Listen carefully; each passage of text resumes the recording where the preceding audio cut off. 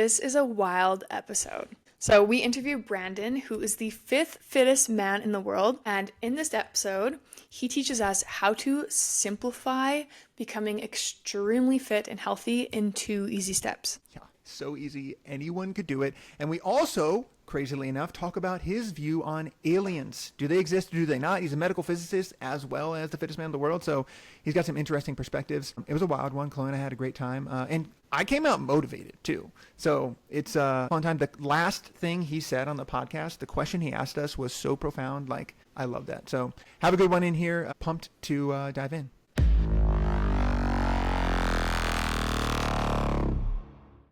Hello, everyone. Welcome back to the Decision Lab podcast. Today, we're thrilled to have Brandon Luckett, a 5-time CrossFit Games athlete and a board-certified medical physicist, and he's also the founder of EMOM Co. His work focuses on developing other humans mentally, physically, and spiritually. Exercise is an area that's flooded with misinformation and confusion, so today, we're going straight to the source. Welcome to the podcast, Brandon. We're so excited to have you. Thank you all so much for having me. I'm excited to dive into kind of the psyche behind, the fitness realm of things. I know y'all probably talk to a lot of people in a lot of other fields, so this might be a little bit new for all of us. So I'm excited for the discussion. Oh, I'm excited Me for too. Before we get into your background, I got to ask you about your shirt. Keep choosing. Yeah. What does that mean to you? Keep chasing. Chasing. Okay, I can read it. Keep chasing. Keep chasing. Yeah. So it changes the question a little bit, huh? It does. But still, tell me about it. What does that mean to you? Yeah. Man. I mean, I feel like I know on like Instagram I've seen you talk a lot about like anxious achievers, right? But like broadly speaking, like achievers kind of always have this goalpost in their life that just keeps moving. Like they set their sights on like one goal and they put into process what they need to do to achieve it, and it may take months, weeks, years even. But as soon as it seems to be like as soon as they achieve that goal, they just kind of, there's zero happiness once it's achieved. And so they immediately push that goalpost down the line. They're like, okay, like what's the next thing that I kind of set off to achieve? And it's a theme that is very common in highly successful individuals in all aspects. And it's something that I've noticed in myself and a lot of like milestones that I was able to accomplish in my life. It's like as soon as I snagged them, there was zero reward. It's just like, okay, like now it's on to the next thing. Or even as I'd get close to that goalpost, I would just, like, I wouldn't even finish what I was going towards. It's like, okay, like, I'm too close to what I'm doing, so now I have to push it farther down the line. Mm-hmm. And I finally realized, like, that's just going to be life. I will never achieve whatever it is, like, I want to achieve. Like, it's just, because it's just going to keep piling and stacking and moving. And so what I had to do was reframe my love and my joy into the thrill of the chase. And so it's kind of something that's, like, it's branded through, like, the EMOM Company. It's, like, what we say is, like, we just keep chasing. Like, no matter what. No matter how difficult, no matter how many times you fail, no matter what happens in your life, there's going to be a chase in there. And so I don't know, it's kind of, it's kind of what I live by now. Sounds like you do know, my friend. And that was some fire insight to drop right. Like we're not even a minute in. That's awesome. Great Thank work. you. That's cool. I love that. I love that mentality too. And it's just how dopamine works. And I feel that. So keep chasing. I'm going to take that one. I'm going to take that one for sure. Tell us how, some of the things you've chased in your life so far. Like, tell us a little bit about you. How'd you start? Where are you from? Like, tell us a little bit about the past. So, grew up in a small town in Louisiana, like super small, 2 stoplights, a Dollar General, and a grocery store. So I grew up like out in the country, very surrounded by soybean, corn, crop fields. But my dad was a physicist, my mom was a surgeon. So we always traveled into the city for school, for work, for everything. So I had like a little bit of like this dual life, but like we grew up pretty simply. And it's like, that's not really so much important to the picture. That's just kind of, where I'm from, small town, Louisiana. But like my parents just kind of like always were driven on hard work. Like my dad's a physicist, mom's a surgeon. They both had to work really hard to get where they were going. Dad built a successful contracting company. And my mom built a successful practice. So I just watched them like work really hard all my life. So, like first off, they were insane examples, and they kind of tried to instill that in us. But I remember the first time that I don't know if it's like a fire was lit inside of me, a chord was struck, whatever it might be. But it's actually where my fitness journey started. I was in 6th grade, and it might not be the best way to start your journey in like trying to be fit. And like, bless my dad, like I love him, and he's gonna sound terrible right now, but he called me like chunky in 6th grade. Oh my gosh. Grabbed my love handles I was like, man, No. you're getting a little chunky. Yeah, yeah. Man. And I was a normal sixth grader. I was really good. Like I was a fullback on the football team, captain of the football team. So like I was a bigger kid. Like a fullback's not a small position. But I was just like I was normal for my age. A little bit of baby fat. Like probably about to hit puberty and go through a growth spurt and whatever and lose all that. But my dad said that, and I remember I was in my parents' like home gym, mirrors on every wall. Like I'm looking in the mirror and I grab my stomach and I pull it down like so that my stomach's flat. I was like, man, like if I worked really hard, I could have a flat stomach like that. And I took it a little too far. Yeah, I went from Oh about my goodness. 110, 115 pounds in sixth grade, like a normal sixth grader, um, and got all the way down. I think the lowest I got was 86 pounds. Oh my So God. I lost a lot of weight. Yeah, I was anorexic for a couple of years, and like I don't think I really realized until recently that like I actually had a pretty severe diseating order, like eating disorder for a while. But I just started running and was doing like Navy SEAL calisthenic videos that my parents had on VHS. Like I'd come home from school, pop that VHS in, hitting like sit-ups and burpees and push-ups and stuff, and kind of stopped eating. Like I restricted my calories pretty extreme. Didn't really understand, proper nutrition or anything like that. And so I lost weight pretty rapidly and significantly. Ended up stunning my growth and had to get put on growth hormone, like an eating plan down the line, so that I could actually reignite my body to like actually start doing what it's supposed to do again. Yeah. All that to say, that was actually whether it is by like a good happenstance or not. That was actually probably like the first time I realized that like hard work can bring like fruitfulness. And yeah, I became a little bit obsessed with it, and so like it went in the wrong direction. But yeah, that's where like I first kind of realized like one, I fell in love with fitness there. Two, realized like if you work really hard, you can kind of get the results you desire, even if it came with like a little bit of like a mental illness there. Second milestone was in high school. I got pretty serious into wrestling. I started wrestling in fifth grade, so before high school, I had about 4 years of experience. But it became like my love in high school. I didn't really care about academics. I just wanted to wrestle. And when I was a sophomore, I was competing for the same weight class as an upperclassman. And there came like I'll cut the story short a little bit. But there came like a point in the season where I had kind of earned the starting spot, but I felt guilty because this upperclassman was a really good wrestler. We had really close matches. And I remember telling my dad, like, hey, like I think I'm just going to give it to the other wrestler. Like he deserves it. He's older. He has more experience. And probably a little bit was like there was a lot of pressure on me to perform a certain way. And like I was kind of feeling that pressure. It's like, okay, like I kind of wanted to give him the spot. And my dad's like, no, you get what you deserve. And like if you earn it, then you deserve it. And he drove me pretty hard and like pushed me pretty hard that year again for like, the second time in my life. And ended up taking the starting position, had a really great year, did really well, ended up winning 2 state championships the 2 years after that. Nice. And that's where like I started to double down on, if you work really hard, you can have pretty good results. So became like a really good wrestler. And then went into college, decided not to wrestle in college, even though I kind of wanted to, but I had also decided to go get a degree in physics, which all my friends kind of laughed at me because I wasn't a very good student in high school. Be average. You can't get through physics, get into a graduate school, get into residency with a B average. And so I kind of just decided, okay, like there's been a couple times in my life where like I worked really hard and got the result I wanted. So maybe if I just kind of switch my focus and actually like worked really hard at being a good student, maybe I can do this.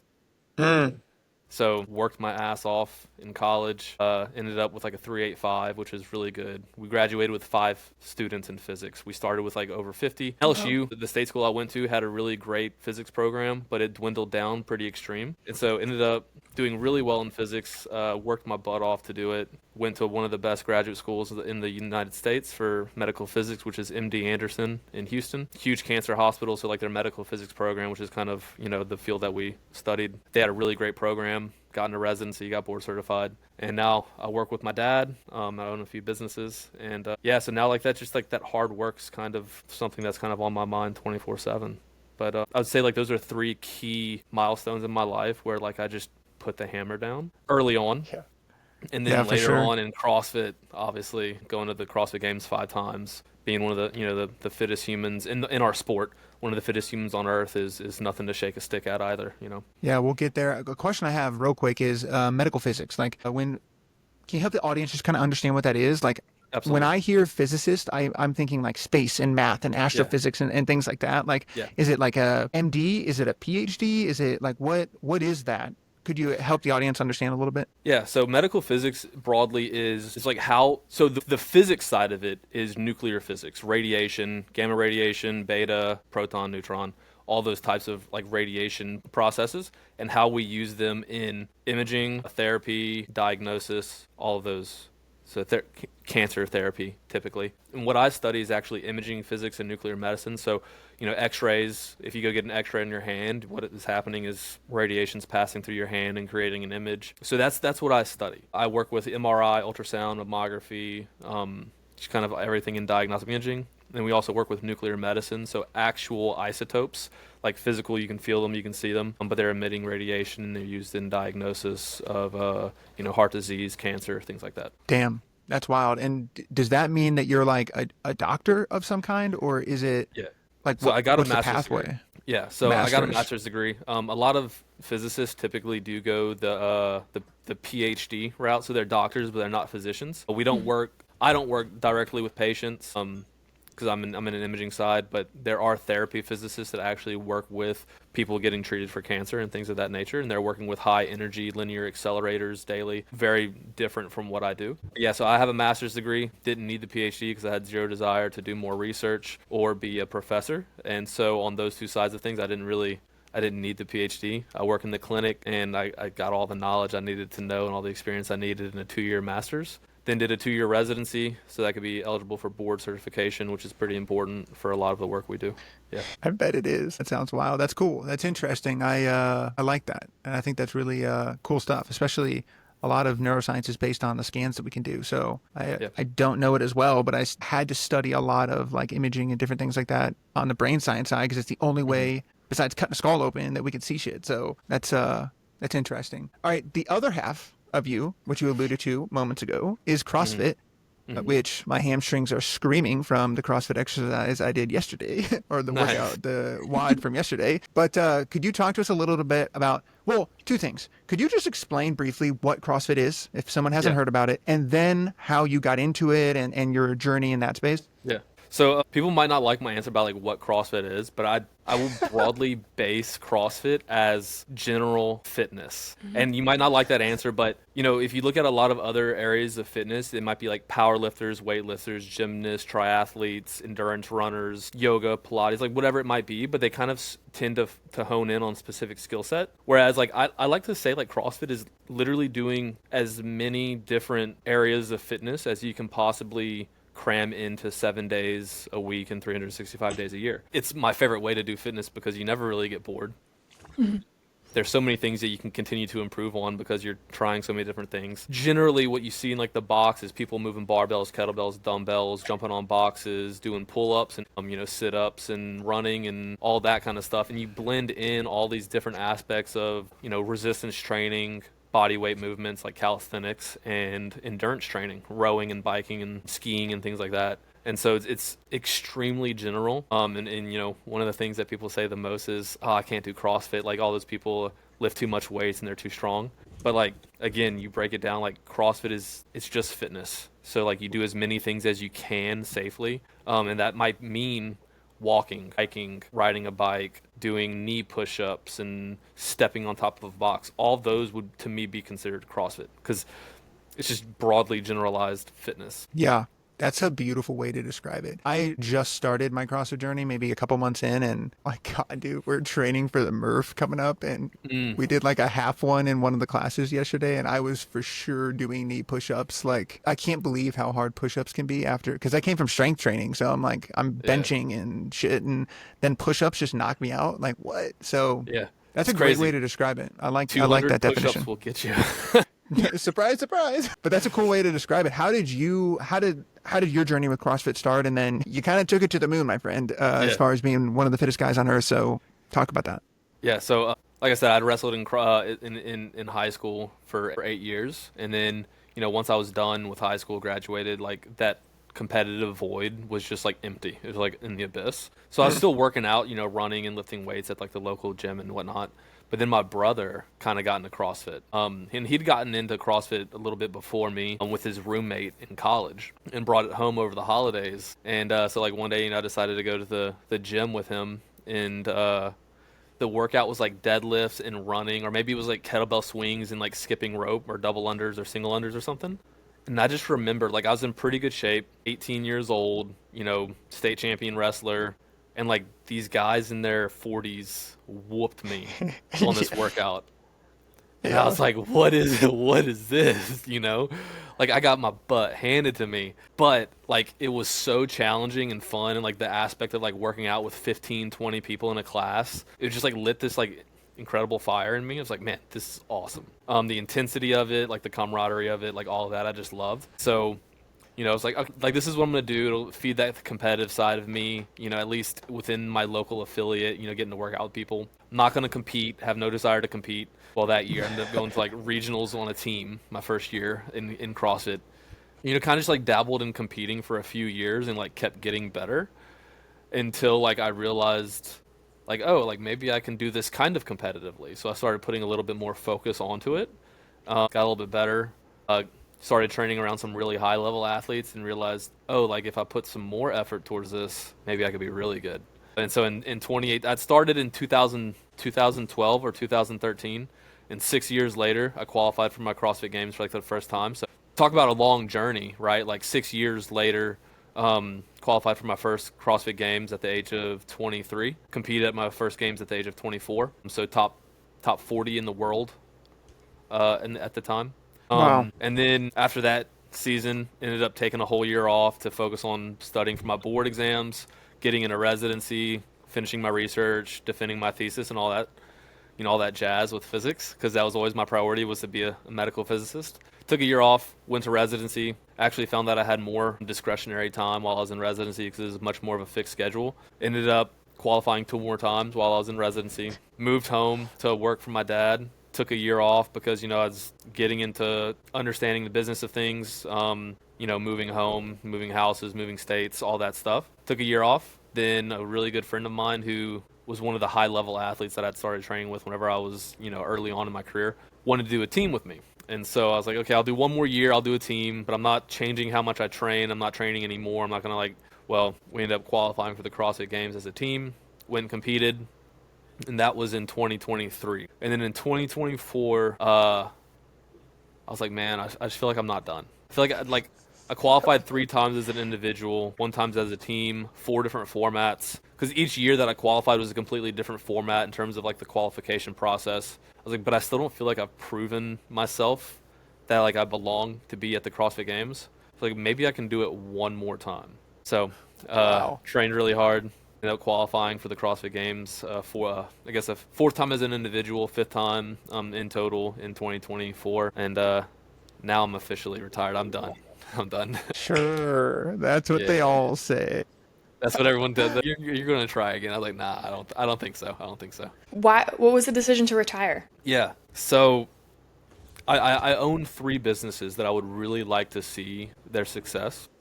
The EMOM Company being one of them, and then 2 of them are consulting physics companies. And the amount of work that I would have to do to be at the level that I was in CrossFit was extreme. 3 to 4 hours of intense training, 5 days a week, being extremely disciplined in terms of like sleep, food, missed birthdays, missed like family time, missed holidays. Because and then every year after, competing at the CrossFit Games, I was like, okay, maybe I can do it one more time, because like the reward that you like, the pride you felt after competing was like so high.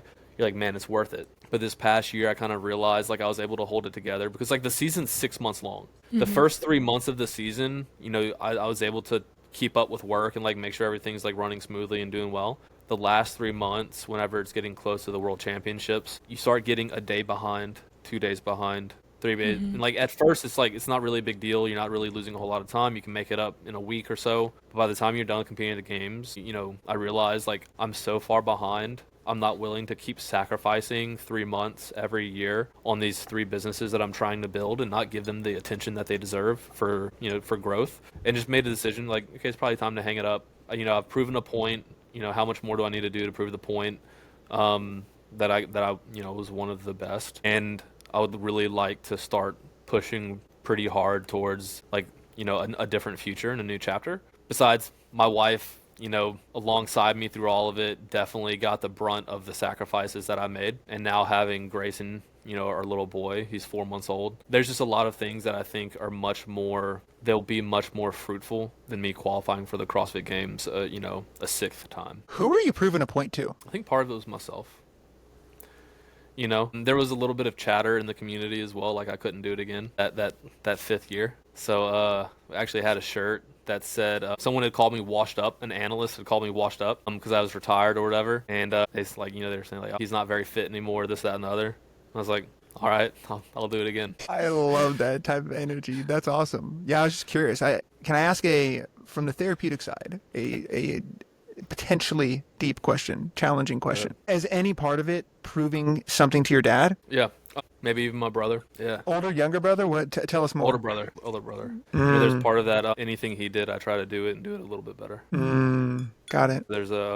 There's that dynamic definitely playing. Yeah, I've got a little brother, so I definitely understand where you're coming from. I'm not afraid to admit either one of those things. Hey, I love that. You got to speak it. The other thing you're not afraid to admit is that when you're trying to chase something extraordinary, chaos happens and things get dropped. And that's something that a lot of high achievers don't realize, I feel like. And the other thing too is being willing to prioritize and say, okay, like I am now focused on these companies and that's my one thing. Whereas otherwise before that it was CrossFit thing. So, all right, let's talk about or you go. I was just saying, I think in a lot of areas, like there's going to be a lack of balance. Yeah. And that's okay with me. Like I don't need to be balanced in every aspect of my life because like if I want to be able to achieve something that's extraordinary, it's going to require a lot of sacrifice in a lot of areas and being a little bit, screwed loose and not very balanced in a lot of ways that I live. I agree with that completely. I'm reading this book called The One Thing right now, and it talks about balance, not as a noun, but as a verb. It's the act of balancing. It's not some destination that you arrive at, which kind of reminds me of your keep chasing the mantra as well. So yeah, it's an act. So that's interesting. Let's talk companies. You've got 3 of them, it sounds like. EMOM's a big one. Tell us a little bit about what that journey's been like with EMOM and also with the medical physics companies. Yeah. So the EMOM Company started, I was working with my dad, loved CrossFit, wasn't competing anymore, decided to retire. But I didn't want to stop training to stay really fit. Like, a little bit of that mental side of me has always been like, okay, like if I'm not fit, then I'm kind of worthless, which isn't true at all. But it's like this mental condition that I've lived with. Like I'm not the best me if I'm not, if I don't have a 6-pack, whatever. It's not true at all, but like I wasn't willing to give up the training, and I started reverting to these 30-minute workouts because that's kind of all I had as I was like learning the business and learning the company and everything. I'll do 30 minutes a day, a 30-minute EMOM, every minute on the minute, 3 exercises, 10 rounds, 1 exercise for a certain number of reps every minute. What I found that like they were insanely effective. Like I was maintaining incredible fitness and not training 4 hours a day. And so I just started throwing them on Instagram. Like, hey, like, I work a lot, but I have 30 minutes a day. Like, this is what I'm doing. Like, you can join along, like follow along. And it got to the point like on Instagram where people were kind of asking about, do you have daily programming? They were really enjoying the workouts and stuff like that. And I had never had any intention of selling anything. In fact, I remember talking to one of my best friends about the program. He's like, oh, like, do you plan on selling a program, like doing a subscription? I was like, nah, like I don't want any responsibility to anybody to write, workouts every day. I don't want that to be part of my life. I'm too busy. Less than a year later, we freaking started a subscription program. I actually started with my brother-in-law. He was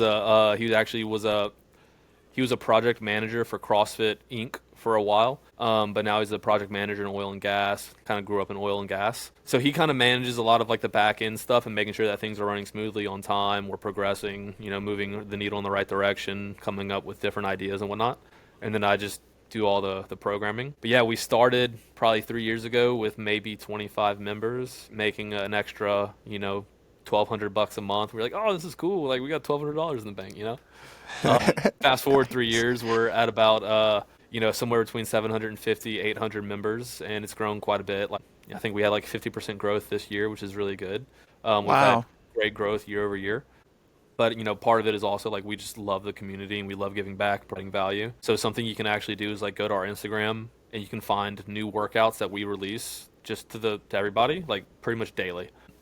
So you can go to our workout, cherry pick workouts that you want to do at home, in your gym, wherever it might be. So we still, to this day, do that. But yeah, so that's how that got started, completely kind of by accident. But it's been a really fun journey, and part of it that makes it fun is like it's just something I'm really passionate about. Sometimes it's stressful, but as a whole, really love it. That's amazing. Is Yeah. it in relation to the medical physics side and those companies, like, is this like a passion, or like if you had to choose one to take to the moon, which hmm would you path would you go? That's a difficult question. I bet. I'm extremely passionate about like being healthy and fitness and things like that, working out. Like I love that. And like I'll never let go of it and I'll never give it up. But at the base of what I do, like I just love serving. I like working. People often ask me like, about work, like if I love what I do or if I like what I do. I'm like, man, I just like working. I love to work. If I don't have things to fill my day that are productive and like of service to somebody else, I don't like that. And so it's a difficult question to ask is like my passion of health and fitness supersedes my passion for medical physics. But I freaking love working with people every day that I get to work with. I love like the traveling and the hands-on labor that I do with medical physics. So I don't know how to answer it. It's a question that I ask myself regularly. Like if it ever got to a point where like say they were both, equally profitable, but like I had to take across like a split path, and I was like, you have to choose one because if you keep doing what you're doing, you're not going to be able to give the proper attention to either of these, and one of them's going to plummet. Mm-hmm. I don't know what I would choose, and I don't know. Like I haven't been able to figure it out yet, and I ask myself that probably weekly. If well, won't hold you to it, but just gut feeling, Yeah. directionally, which way do you lean? Just gut feeling, instantly. First thing that came to your mind when I asked that question. So honest answer is my focus has been towards physics. Mm. Yeah. It's a higher revenue stream. Okay. I believe that the growth potential there, because I think I'm not positive yet, but I think I understand like the path forward for growth and whatnot. It's a niche market because there's not a lot of us doing it. And I don't know, I just believe in like the scalability of what I'm doing. And so like, I mean, it definitely absorbs more of my time than anything else. Yeah. Cool. I was just curious. Could you break down that company a little bit or talk to us a little bit more about that as Yeah. well and the journey with that one? Yep. So my dad started the company. It's called R&D Medical Physics, radiation safety, nuclear medicine, and diagnostic imaging. We're medical physics consultants, so we 1099 contract out to, you know, single physician, private practices, all the way up to, hospital systems. And, we wear a lot of different hats.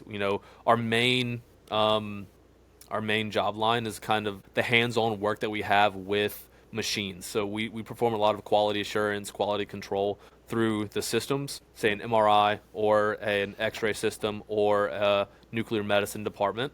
There's a lot of federal, state, and accrediting bodies that have pretty strict rules regarding the use of radiation, as you might imagine. I bet. Thank And God. so our job is to kind of act as a gatekeeper and then a liaison between the hospital or the clinic and the state, federal, or governing bodies to make sure that everything's in compliance. They're providing quality care to patients and they're performing their duties in a safe manner. So, my dad spent 30 years growing the company. He probably doubled his, sustainable workload so that whenever I came back, I'd have like a good book of business whenever I started working for him. And it's actually kind of crazy because I ended up coming home from residency early to work with my dad. He got COVID in 2021 and was, he was dying. And so I came home Jeez. early and like I legitimately remember he pulled all of his computer stuff, or well, I did. Because he was walking with an oxygen tank at that time, like couldn't really breathe. Pulled all of his computer stuff onto the kitchen table. He starts writing down passwords, usernames, showing me all the accounts. He's like, hey, if I die, like you need to know all this stuff. Holy shit. And I'm 3 months behind of all my work. So I got thrown right into the mix of it. Oh my gosh. I remember like I was talking to my dad, I think on like a Wednesday, and he had been sick for like a week. I was like, hey man, like if you need me to come home, because he's talking about how far behind he was on his work because he couldn't work. It's like if you need me to come home, like you'll let me know that I need to get home and like help take care of things. He's like, yeah, I think it's fine right now. 2 days later, he's like, hey, how quickly can you move home from Oklahoma? So I'll be there Monday. So got a U-Haul, packed up as much as we could, drove home, and started work on a Monday. Yeah, after a call on a Friday or a Thursday or whatever it was. Spent like the next couple months catching up on all the work. He recovered, thank God. Yeah, no kidding. I was about to ask. Yeah, he recovered. But yeah, that's how I started working for him. So now I'm a part owner in the process of buying back my shares. Basically the split of work, I'm buying back all of that. But in the midst of all that, I started another medical physics company with a radiologist in this area who owns a bunch of privately held imaging centers. So we've been funneling some contracts into that company. So both of those, they do the exact same work in the same field in the same region, two different businesses. So yeah, those are the three businesses that I actively own, and then some other silent stakeholders in some other businesses. It's interesting you describe what you kind of do, because this may be a buzzword, or not a buzzword, but for booting, but like as AI and these types of things take over, machines will still, even if they're run by AI or robots or whatever, they still will need to be looked at and all this. So it's like the futurist, or the future ability for this company to be viable is still there, even in that kind of world. So that's a very interesting niche market and niche thing you're doing. Yeah, I've had conversations about this with people before. You know, what do you do if like AI takes over your job? You know, and I already know the answer for that. I'm gonna go buy a bunch of paintbrush. Like, I'm gonna go learn a trade that is completely hands-on. Like the trades, I believe, are going, like, you're gonna see like a switch of wealth creation from tech over into the trades, because there's a lot of work that not a lot of people do because it's not, you know, quote unquote sexy. It's like blue collar work, mechanics, painters, handyman, contractors, lawn services. Yeah. Like all of that you can't replace that. You know, like those are human driven, at least not in the foreseeable future. So, you know, if everything did take my job, I'd be out there pushing a lawnmower tomorrow, you know. Hey, something to work. It's I just like a new that. goal to chase. Yeah, you know, keep chasing, baby. It's interesting too, because you're right. I mean, those types of things, people think that what makes humans unique is our ability to like think and create and all this kind of stuff. But in reality, the hardest thing for AI is like they could beat us in chess, but they can't stand up and walk out of the room. Like the hardest thing, like just even going and grabbing this coffee cup out of pure space and knowing how to do that is the hardest thing to replicate in like AIs and things like that. So that's a very interesting backup plan you got there. There's always a backup plan. Dude, I feel that. It's cool. All right, I love the backstory. Let's talk a little bit more about some of your expertise, not just on the physics side, but especially the health and fitness side. And the first question I'd love to hear from you is, what are like maybe the top one or two misconceptions or myths in the exercise and fitness space that drive you freaking crazy? I don't know if it's necessarily myths, but it's like trends that I see. Okay. And I believe we see so many people, what I see is on Instagram, because that's kind of like the only social media that I really have. Like what you see is like these people trying to overcomplicate what it takes to be really healthy and really fit, so that they can look different and set themselves apart from everybody else who's trying to grow businesses in the space. And like for some reason, complexity and sexiness sells. Like if you can overcomplicate something so that the lay people can't understand it, they believe that they need you for their own success. And so it's like, it's not necessarily a misconception. It's just like all these people who are overcomplicating something that's insanely simple to make someone believe like, okay, like, well, I don't understand it, so I can't do it without this coaching program or whatever it might be. So I mean, everybody's like, people need to be much more like cognizant of like how marketing's kind of playing into their psyche and like making them think about a product or a service, and understand like people are only trying to sell you a product for the most part. But yeah, I mean, seeing things, you know, everybody's like intermittent fasting, keto, you know, everyone's now I see all these making all kinds of banana breads or desserts or whatever, like what have you, with their whey protein powders, and, you know, all these different kind of training modalities, and like full body splits, or, you know, I only train 2 days a week and I'm jacked, and this, that, and the other. And like, there's so much like misconception in there in terms of like what is actually required to be insanely fit that I watch, and that's just what I see. So like, get more specific though. Like give me an example of something in the exercise or fitness space that is people make complex, but you're saying there are these couple basic things that make it easier. Yep. What's the complexity and what's the simple thing? Yeah.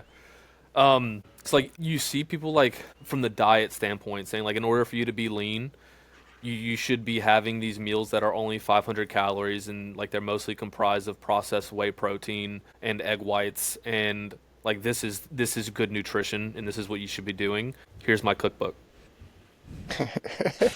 You know, intermittent fasting, you should only eat between a 6-hour period. You should also start your day with like sea salt and lime or lemon water, and you should end your day with some cayenne pepper and, you know, apple cider vinegar so you can lose fat. It's like, right, it's like all these things you should be adding onto your already insanely busy, hectic, chaotic life in order for you to look like me. Hey, you should be running, you should run 3 days a week, and you should lift 2 days a week, and you should do like whenever you lift, you have to do 2 like full body splits, and you need to be hitting like this progression and these percentages and these weights. Like they break it down like to like they make the science so complicated. You need to hit these like many reps at these percentages and these number of sets and these lifts. And that's what I see a lot. Is like the nuances of things, and it's not that complicated at all. Break it down then. You are someone who programs.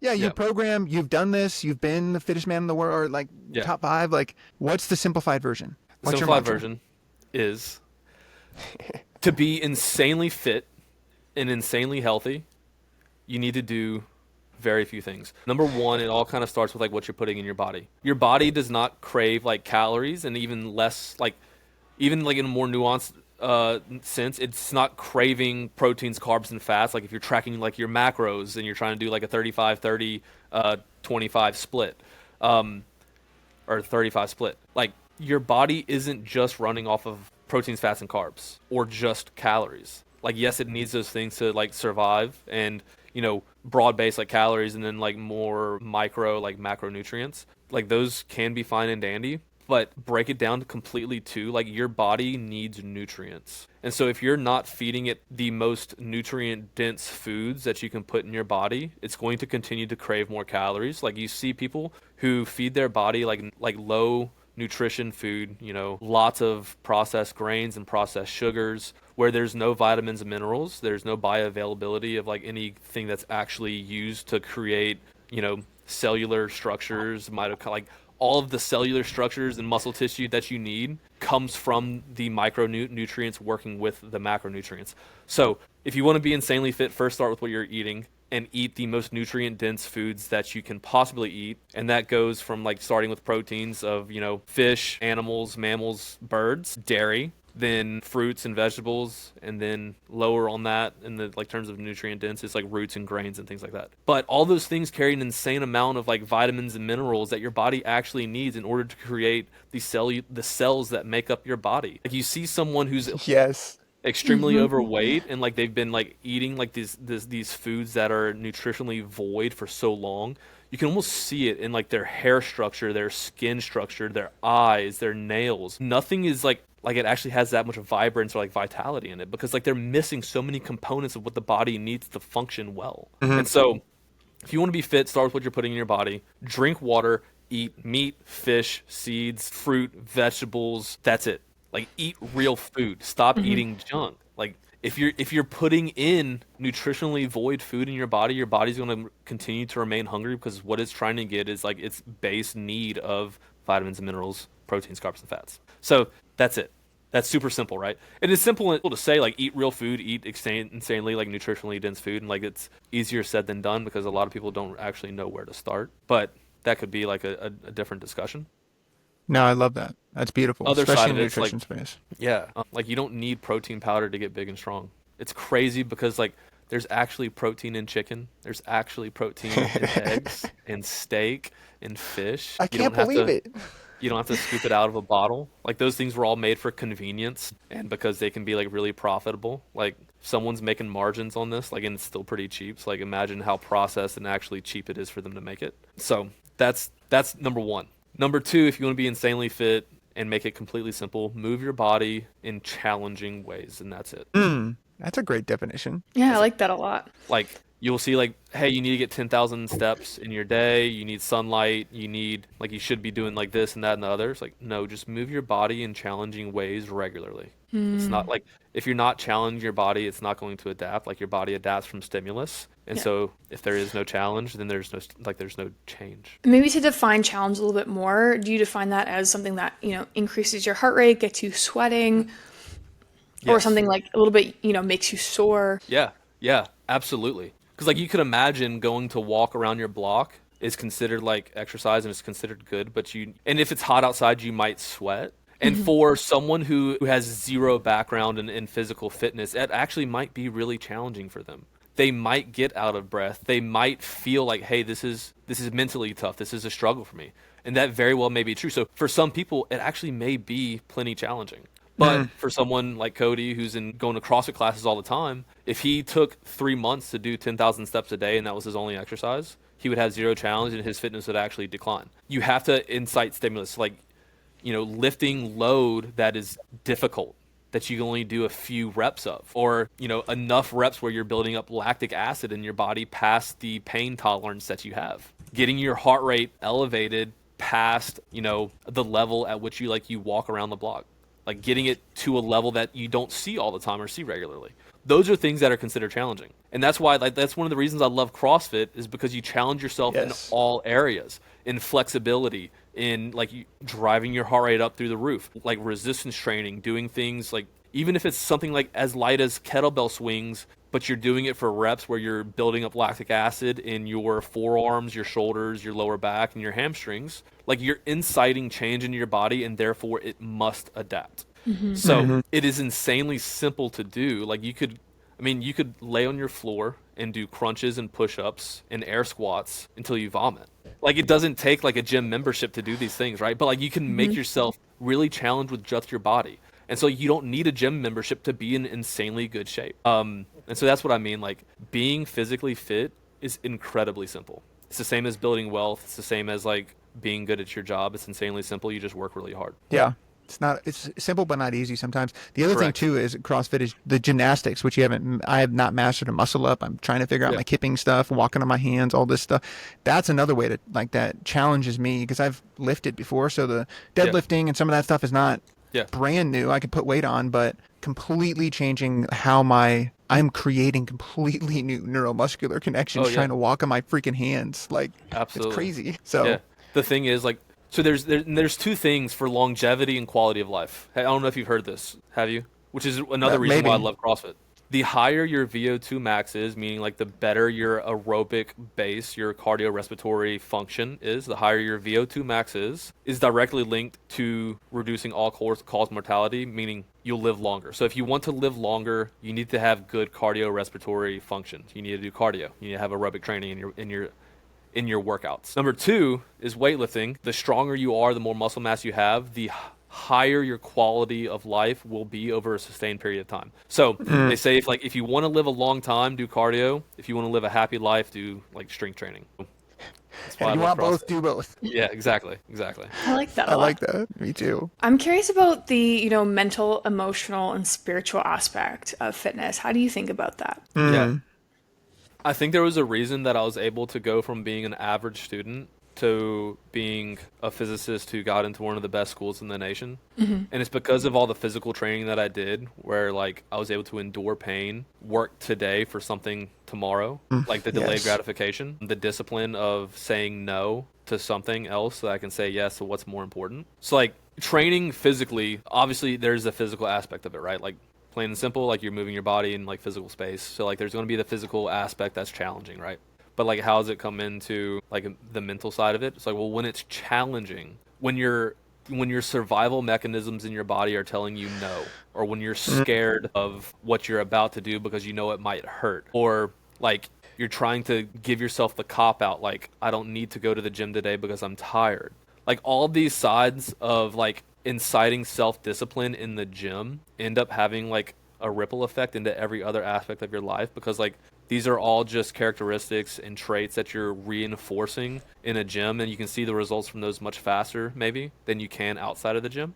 You know, like the next day you're sore, so you see it immediately. Like, there's this reinforcement of really great character traits that end up playing into not being smarter but being tougher. And in a lot of things in life, you can be better than other people by just being tougher and not being more talented.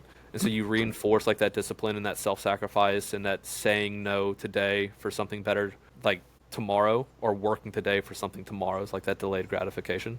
So that's the mental side of it. It's like just the mental toughness side of it. And then the spiritual side of it is like all of those things are connected. Moving your body is one of the greatest ways to say like thank you to God for like this body I've been given. And then like honestly, that hard work and like those demons of doubt that are in your head, like those voices in your head, they all kind of I believe like answer like a higher calling, and they're all connected. And so like the spiritual side of training is like we were given these bodies, we were given these minds. Like, I believe we have a duty to use them as best we can. Like if you were given a body that's extremely functional and like not restricted by any physical limitations, like the highest thank you is to use it every day. Yeah. Yeah, I agree. I couldn't agree more. CrossFit's been huge for me on that. Just every single freaking class, you get to a point where you're like, can I do more of these? Like, I don't know Yeah. if I can, I don't know if I can do this. But then you look around and everyone else is struggling, but they keep going. So you keep going. And it's just like, it does Yeah. something. It does something to you. I mean, every day that you do something that's extremely challenging and hard, like you're one connecting your own spirit, like you're centering yourself spiritually. You're recognizing what you're actually capable of, how much you can actually endure, and then like you're connecting, like especially in a community setting, like you're connecting to like the greater spirituality that kind of runs this world, you know. So I've never felt closer to God than whenever I was doing something extremely hard that I had immense self-doubt in, but I like put my Mm. faith in like what I was doing. Damn. I love that. It's one of the best ways to get a lot of people come to me and one of the things they struggle with is self-confidence, self-esteem, and physical things are the like first few things that I suggest they do. Like, can you tell yourself that you're going to do one push-up today and then do Yeah. one push-up? Because bottom line, self-confidence is you saying in your head, I'm going to do this, and then your body doing that thing. And then over time, your mind is like, oh, when Cody says he's going to do something, he does it. And just making that super easy at first. And so it's just the physical, challenging yourself in that way, and physical things are so easy to build that confidence and then apply Yeah. it to other portions of your life like you did. Yeah.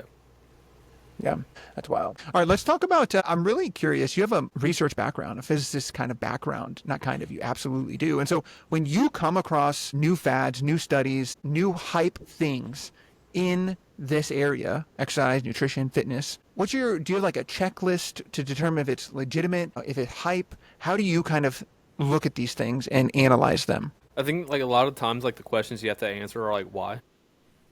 Savage. Like take like intermittent fasting for example. Why do people love it so much? Like why is it so like talked about, and like why was it like so used for so long? Oh man, like you can get shredded, you can eat whatever you want in a 6 hour period, you just have to fast for the other 18. It's super simple. Like, I was like, well, why does it work? The thing is, like, you're much less likely, and you've probably seen it, you're less likely to overeat in a 6 hour period, less likely to like snack abundantly where you're eating, 100 or 200 extra calories a day.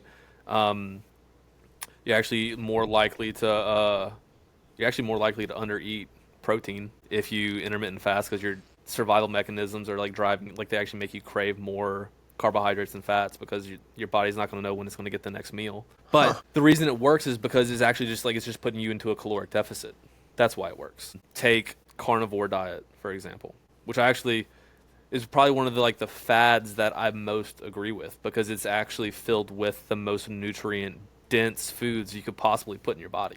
But like the adjusted carnivore diet where it's like eat cows and fruit, but really it's just like eat animals and eat, nutrient dense fruits, try to stay away from refined sugars and, processed grains and things like that. Base level, what it's doing is putting the most nutrient dense foods in your body, and with a huge emphasis on protein. And both of those things are like that makes nutrition insanely simple and gives your body the most vitamins, minerals, proteins, carbs, and fats that you could possibly like put in your body, and your body will actually tell you when to stop eating. The interesting thing about filling your body with you don't have to track macros anymore, so like that takes out a level of complexity. Your body actually just tells you what it wants. Your cravings are the guide, like what you need. And so whenever you're craving like sweets, what your body actually wants is just more carbohydrates. So put them in from like a good source. If you're craving like a burger, you're probably actually just craving like protein and fat. If you're craving a pizza, you're probably craving carbs and fats. So like you pay attention to those cravings and you realize, okay, like my body's asking for this nutrients. Like what can I do to give it something that's actually filled with micronutrients that are important? But yeah, so like the first question I would ask myself is like, why? Why does it work? Like why are they pushing it? Bro, I could just see you scrolling on your phone and you see something and you're just like, why? All the time. Like Yeah, I why does bet. it work? Yeah. And I'm not afraid to try things, It's like self-experiment. Like, I mean, I've been doing this for over a decade. I've experimented with a lot of different styles of training, a lot of different ways of eating. And I tend coming back to the most simple things that work. It's like You can draw an analogy over to like investing in the stock market. You can try to pick the best companies with the best price per earning ratios and try to time the market and day trade and all this shit that's super complicated. Or you can just work really hard and have your discretionary income push into like a mutual fund or S&P 500 index and watch it grow at a consistent 10% year over year. And you're probably going to beat most of the people who are effing around trying to do all these other complicated things. You just break it down simply and then just work really hard at it. Right. Yeah. Got it. So one of the biggest things, if you're trying to determine if something's legit or if it's just hype, is first and foremost why. Breaking the complex down into its simplest parts. Anything else that you do that kind of helps you with determining if something's legit or not? Looking to see if you're trying to be sold on something. Ooh, yes. That's a big one. That's huge. Yeah, what are your Incentives. takes on supplements? Because, like creatine right now is having like a crazy explosion. Like creatine's PR team Yeah. is doing so Yeah. well. You see creatine everywhere. Everyone should be taking creatine, men, women, children. And Yeah. there's a lot, there's so many supplement options out there, and I'm sure some of them do help and make a difference. Yeah. But what's your general take? So I mean, creatine is just like a natural, like it's naturally in your food already. Part of me wonders if like when God created the earth, he kind of put things into like a perfect like spectrum. So I'm not sure like how much creatine you actually need that is optimal, but there is a like you might ask yourself why. So it's like, okay, if y'all want to answer why, you should probably look at like dive into the research that everybody's quoting. Creatine happens to be like one of the most researched supplements. It's supposed to be like super good for cognitive function and and muscle strength. I actually don't use it. Maybe I did whenever I was competing to try to squeeze out that 1%. But as a generality, I'm like, how much creatine do you really need? Like it's in red meat. I eat plenty of red meat. It probably should be in the appropriate ratios in the natural food already. I'm not trying to be the absolute strongest human on earth anymore. I'm not trying to squeeze out 1% of performance anymore. So don't need to spend my extra $45 a month on 30 servings of creatine. I love that. There is something to be said in relation to like I guess I would ask the question is because there is a legitimate argument that foods have less nutrients in them. There is like all of these legitimate claims that organic is better or this is better or that there's some legitimacy to some of these things. And I heard a really good concept around this the other day, but I'd love your take on that concept as well. If someone's like, well, there's less nutrients and stuff now. Maybe there's not as much creatine as there used to be and stuff. Yeah. That's a good question, but it does come back to like the bioavailability of the nutrients themselves is going to be in its most bioavailable form naturally. So like you can take ground up vegetables in like your greens powder, but it's not in its natural form. It's been processed in a factory. It's been dried out, ground up. So it's probably not in its like most nutrient dense form there either, right? Much more expensive, Yeah. It is more No kidding. convenient. So like if you're someone who's like, I refuse to eat vegetables, I'll only drink them. Like I'd much rather you drink like the ground up fruits and veggies and your greens or reds powders than not having them at all. But it's also probably just actually better for you, even if it's slightly less nutrient dense because we've just effed up the soil from overcropping. It's probably better if I actually eat something natural, Your body's actually going to have to work to break it down. It's not going to be like in this powder that's just going to sit in your stomach and like go into your bloodstream like that. So my argument would be like, it's still probably better to have it from a natural source. That's the concept I heard the other day too. The guy that runs the CrossFit gym, his name's Anthony. He's awesome, and he was just talking about, dude, it doesn't matter if it's organic. It doesn't matter. Just eat an apple. That's better than eating a scoop of ice cream. Like whether it's organic or not doesn't matter. Like just you can eat that. Like so, it's what you were saying earlier about how people make things complex that don't need to be complex. And just make people feel shame that they're eating a normal apple, not an organic apple. It's like, dude, what? Yeah, I mean, I've had like some of my family recently, like my cousin's kids are starting to get into like working out and stuff. They're like, hey, like what creatine and protein powders does my kid need? And I was like, chicken and fish and meat and dairy would be perfect. It's like, I mean, I if agree. you're on the go all the time, you're like, man, like if I have meat in my car and I don't know how to put an ice pack in the cooler and eat with a fork while it's cold, I'd much rather have like a protein shake. Or if like you're in the airport, you're like, man, I'm starving. Let me just grab a protein shake. Like those things are fine. Like, but they're a convenience thing. They're not. The other side of it is like humans just are looking for things that are more convenient and easier, or like the trick that's going to make them better or leaner or sexier or whatever. Like what's the easiest? I was actually thinking about this the other day. Like humans want the easiest pathway to get what they want. Like it's natural. Like we want to spend as little energy doing whatever it is we're doing to get the result that we want. and it probably like dates all the way back to cavemen, where they're like, if I can have a dead animal to feed our tribe for the next 3 days without putting myself in danger of getting killed by a mammoth or like a saber-toothed tiger, I'm gonna take like the easy route and spend way less energy because my energy is better suited on just trying to stay alive. It's like humans just kind of look for the easiest way to do things, which is marketing's beautiful at telling you like, hey, this is the easiest way to get what you want. You don't actually have to work that hard to get it. I mean, that's what like supplements mostly are. Don't cook, don't pre-pack your meals, don't bring your food with you on your work trip. We got you covered. It's in this pack right here. Dude, it's so true. We talked with Dr. Christoph Moore, and he's one of the founders of neuromarketing. And what you're describing is so freaking true. It's what our brains crave. And it's not just our logical, rational reasoning brain. It's our primal brain that they target. And that's the one that really does want to survive and is like, okay, what's the simplest, easiest path to survive and get what I need and thrive with lowest energy and highest ROI. And marketing and companies, I have even advised creators on how to target the primal brain inside of someone. I mean, those are the exact hooks that they use to get you to emotionally feel good about it and then get you up into your rational brain at the very end to make a decision. So you're dead on. It's crazy. All right, let's move into some real life applications here. This is some of Chloe and I's favorite things to do. Chloe, kick us off here. Yeah, so one of my questions I had is what kind of common limiting beliefs hold people back from achieving their fitness goals? What are the most common ones that you see, and like how do you help people work through them? I see a lot. I can't do that. Like that's the most common limiter for everybody is a lack of self-belief, because what they see is Brandon Luckett, 5 times games champion, moving like massive weight or doing extremely hard workouts or whatever it might be. And they're like, oh, I can't do that. So what's the, it's not so much of like, I don't believe that I can squat below parallels. Like, I don't believe I can be what they are. So what's the point? Or like, I can't do all of that. So there's like, I don't even want to start. And again, I draw this back to like, if you wanted to invest in your retirement and you only like, you're like, man, I don't have $1,000 a month to invest in my 401k. I only have $100. So what's the point? Because it's not going to do anything for me in the long run. Like, I can't be a billionaire, so why be a millionaire? I can't be a millionaire, so why have financial security from like I can't be X, so why even try? And that's the limiting mindset, not necessarily belief, but like a mindset that I see people have in like every aspect of life. I can't be X, so why even try? And one of the things that like I express to people is like, okay, you play with the cards that you're dealt, and that's all you can play with. So like if it comes into fitness, like if you can't afford a gym membership, you have a body and you have 2 feet and you have a road. And there's things you can step up on and mountains you can climb and roads you can run down and you can push up and you can squat and you can sit up.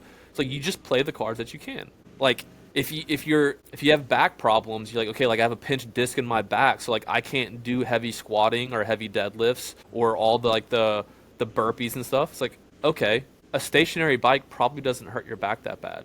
And so you play the cards that you can. So like it's the question you have to answer is not, you don't say I can't, you ask yourself a question like what can I and how can I? Like those are the only questions that you have to answer in anything that you want to accomplish is what can I do and then how can I do it? So, you know, and a lot of times it's getting over the fear of just starting and maybe looking like a fool for a little while. And that's okay. Yeah, I love that. That's beautiful. It hacks your brain too. There's something called instinctive elaboration. When you ask yourself a question, your brain automatically answers. And so by asking yourself a question like that, when you're stuck on I can't, that you're hacking that and your brain will get into action, proving or trying to figure out the question you asked it. So that's a great tip. If you took someone who's like, I can't run a mile at all without stopping, and I certainly can't run it in less than 15 minutes. But I think that'd be really cool to do one day. But I can't do that, so like I'm not gonna try. It's like, okay, well, like instead of saying like I can't, I was like, how can we do that? Let's break it down to like the most simplest thing that you can do. Like let's play the cards that you have in your hand. Can you walk? Yes, I can walk. Okay, like we're gonna start walking for 15, 20 minutes at a time. If that's too challenging, we'll cut it down by 5 minutes. If it's too easy, we'll increase it. We'll do that for some amount of time until it's too easy. Then we'll start shuffling for a little bit. Maybe even breaking it down into, you know, intervals of like, I'm gonna shuffle down the street until I get too tired and I have to stop. And I'm gonna walk until I feel okay, and then I'm gonna do it again. You start inching closer towards this goal of like, okay, I want to run a mile in less than 15 minutes, and I don't want to stop the entire time that I do it. you just play the cards that you have and you force your body to adapt. And maybe you look like a fool for a little while, and that's okay. Yeah, I agree. If someone wanted to explore CrossFit and get that into their life, where would you suggest they start? The first place I would suggest starting is at a local affiliate. Talk to people in the community if they do CrossFit and ask them if they like their, if they do, ask them if they like their affiliate. There's also a lot of online resources like YouTube where you can go start seeing workouts and trying workouts in the comfort and safety of your own home if like you're a little bit scared of walking into the gym for the first time. Like those are the two places I would start. But ultimately, like, I think that community aspect of CrossFit is like a really cool aspect. And so like walking into the gym and like getting to know people is going to keep you coming back consistently. Dude, I completely agree. And too humble to say it, but absolutely check out EMOM Co as well. It's a great place to start and has something for every level. So I'll give you the shout out that you didn't take yourself, my friend. So thank you. EMOM's a great place to start too, from my perspective. So, all right, last question here is what's an immediate, I've got an idea what you say, but what's an immediate action or habit someone that you'd recommend that would make a tangible difference in someone's health? Two things. One, start paying attention to what you're eating and asking yourself, like, what are the nutrients I'm actually like ingesting right now?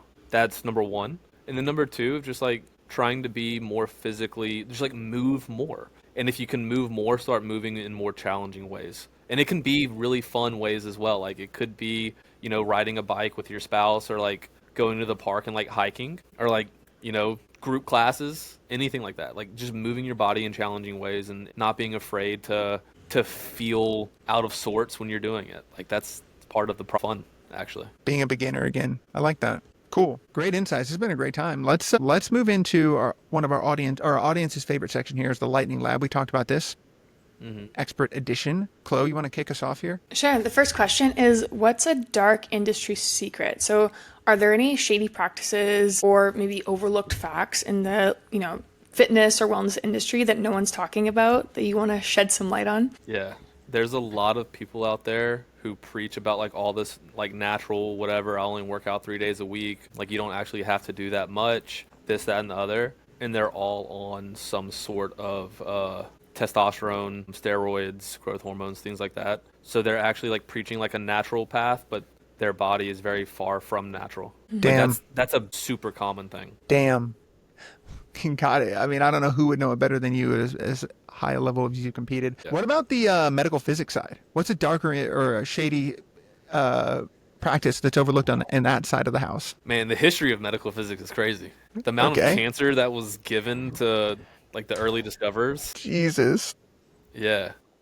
That's wild. I mean, here's a cool story. I believe it was World War I or World War II. There was women working in wartime were painting dials of airplanes with radioactive radium that glowed in the dark so that the pilots could see their dials on the planes at night. And so they would dip their paintbrushes in the paint and paint the dials. But the dial was small, so they would lick the paintbrush to paint. And almost all of them died from cancer. Oh my God. Wow. Yeah. Good God. That is Mary insane. Curie, the radioactive unit, the Curie, is named after Mary Curie. Pretty sure she died from cancer from too much radiation exposure. There's a lot of people didn't know. Medical practice. There's a lot of medical. Mount Sinai in California, there was a hospital there. They were giving brain scans to patients. Their radiation dose was too high. All of them are missing a ring of hair around their head. Oh my goodness. It's rare, but it happens. Okay. All right. Next question is, what's something that you believe to be true that very few people agree with you on? Aliens. Let's go. That's a really good answer. We haven't had that one before. Never have we heard this one. Go off. Dude, I think they're real. Like the government's like, yeah, there's definitely UFOs out there, and everyone's like, cool, nice. Let's go about our day. Like, no one cares. I'm like, they gotta be real, right? Like, they have to be. What makes you believe that, though? Probability. Oh, okay. Mr. Physicist, what's the probability or what's the math you're doing then? There's no value that I have. It's this probable that there's life outside of. Dude, you look in the sky, there's a billion galaxies out there. Why would we be the only one within, even if you believe in God? God made all of this universe, all of these galaxies, all these planets, all these stars that and each star has the ability to give life to some planet as long as it's within like a certain range, and they have like they're all made of the same elements and atoms and molecules, and you don't think that there's another intelligent life somewhere else. In all Fair of enough. God's infinite wisdom, he only made, 7 billion humans to run at a time. It's a fair point. It's an interesting. You run into the Fermi paradox, and where are they at then? Why haven't we seen any of them? Or why haven't we detected Dude, any we've seen the signs? UFOs. What do you mean we haven't detected signs? Have you not What if seen those are any government alien stuff? documentaries? Oh my goodness. Hey, I'm not saying I disagree with you. I'm asking why. I'm asking why. You told me to do Why that. why do we believe that the government's being completely truthful about anything anyway? That's I fair. mean, like in the past they've covered stuff up, so like why would they be like, "Oh yeah, dude, don't worry about it. Earth, there's no aliens." Like the thing is like it's simply a belief. Right. So like I mean, I don't know 100%, but I bet. Dude, the thing I think about in relation to aliens is like, what if they're already here type of thing and we just can't perceive them or understand them, or like we just like, I don't know if you've ever studied tardigrades, or like water bears. Those things are indestructible. Talk about freaking, they've shot radiation at them. They put them into space. They've tried to drown them. They've done all sorts of stuff and they just survive. And they're these little microscopic organisms that Yeah. are literally indestructible, live nearly forever. They're like immortal. And it's like, okay, how is that not a freaking alien? They can't even trace its DNA back to anything that is on Earth. Yeah. But we just can't talk to them. So how is that not Yeah. an alien? If little water bears come back on the wheels from the Mars rover, we know where they're from. But That's all I I'm mean, saying. it doesn't really hold anything over my head, like to think like there's definitely aliens, but I definitely think there are. I mean, dude, Elon Musk has got to be one, dude. He's so smart. Dude, that He's dude's too wild. smart. Yeah, that's a good point. I mean, it is nuts. He kind of looks okay. like one too sometimes. Yeah, it blinks too much. Yeah. I like that. All right, our favorite question to ask. I'm gonna let Chloe ask it. All right, what is one question you wish people asked you more? God, that's a good question. How can I? I like that a lot. Tell us more about that. How can you what? What do you mean by that? Dude, pick it. How can I be a fitter, healthier version of myself? How can I attain this goal that I have? How can I X? Nice. And that's something you wish more people asked you. Yeah, because too often people just like, I mean, I work with a lot of athletes. There's a lot of people who are in my life who are like, I don't know if I call it I don't consider myself like a mentor to people, but like they talk a lot about things. And too often people simply just say like, I could never do that. I could never do X or Y. And I just wish they just asked the question, not even to me, but like to other people of like, how can I? Mm-hmm. Yeah, I love that. That's a beautiful. It's a It's beautiful completely frame. it's like it can be completely unrelated to anything I might be a subject matter in, and that's okay. But I wish people ask that question more generally, to anyone in any subject matter, like how can I do this? Like how can I do the thing that I want to do? Mm-hmm. Yeah, better questions, better life. Damn, that's a good one. I like that. Yeah, I love that one. That's good. Yeah, great. Well, Can I ask thank you a you so question, much for Cody? hopping on. Yeah.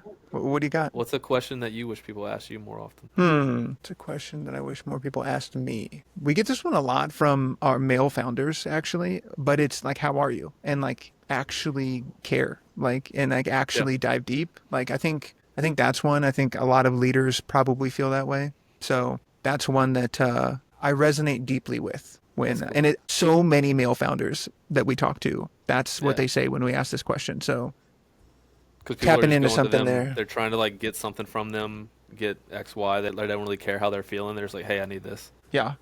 Or they're the helper generally, and Yeah. others just don't know how to be a helper necessarily, or different things like that. So Chloe, if you, what's one question you wish you had been asked more? Yeah, actually, one thing I wish people ask me more is like, can you help me? Because I have so many friends and family members in my life that even sometimes now they'll slowly approach me and be like, hey, I know you're an expert in anxiety and nervous system regulation. Like, can you help me with this? And I'm like, absolutely. Like, why didn't you ask me? Like, I love helping people with these kind of things. I'm like, why didn't you ask me sooner? Yeah, that's actually. I mean, everyone's afraid to ask for help. Mm-hmm. That's actually like that's one thing I've learned over the past few years is like I'm no longer afraid to ask for help.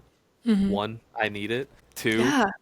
people like if you know someone well enough, like they typically love helping. Mm-hmm. So like to not ask, you actually steal an opportunity for someone to like have a really great day. Completely. how did you learn to get better at asking for help? I realized I asked myself, how can I achieve like the goals that I have? And the answer was, I can't do it by myself. Got it. So I just So asked myself, definitely how help. can I? And the Surprise, answer surprise. was, I need help. That's cool. So It's interesting. the Chloe thing and I is, are like, doing that. I don't ask, like, I want to be clear, like, I don't ask for, like, help without, I like to give back, right? So, like, the people that help me, I help as well in different capacities. So, like, they help me achieve something, and I give back, whether it's like, trade people their expertise for money. You know, that's a very simple one. So, yeah. Damn. That's a good one. I like that. Yeah. Asking for help is something Chloe and I have recently been getting better at as well. That's Yeah. Working that's on it. cool. We are. All right. So where can people find you? Where can they learn more about you? Any upcoming events or anything you want to let people know about? Yeah, so on Instagram, you know, at _EMOM_company. That's where we're most active. We started a YouTube channel pretty recently. We've been doing like some at-home workouts that you can do with dumbbells, kettlebells, jump ropes, and pull-up bars. So if you're looking to like get into also completely bodyweight workouts as well, and they're all with me. So like, you know, you can watch my reps, watch my movements, whatever, and it's kind of like working along with me. So if you want to get into CrossFit, try it out in the comfort of your home or your you know, your general gym that you're going to. You could try that out. We also got some fun videos of me going like head to head with some of our coaches and things like that. But yeah, those are the two places where you can go kind of see what we're about and what we're doing. And then our website, theemomco.com. Hell yeah. That's awesome. Well, thanks so much for hopping on with us. We really appreciate it. Any last message or anything else you want to tell anybody? Keep chasing. love Whatever it. whatever it is that you want in life, like it's unlikely. It's not very probable. Statistics aren't in your favor that it's going to be handed to you. So if you want it, you just got to go chase it. Love that. Beginning and end. Yes, Keep sir. chasing. Cool. Keep chasing. Awesome. Well, appreciate you so much for hopping on. And thank you, everyone, for tuning in to this episode of the Decision Lab. Thank Thanks, you. Peace out, team. everyone. Thank you, Brandon. Thank you so much.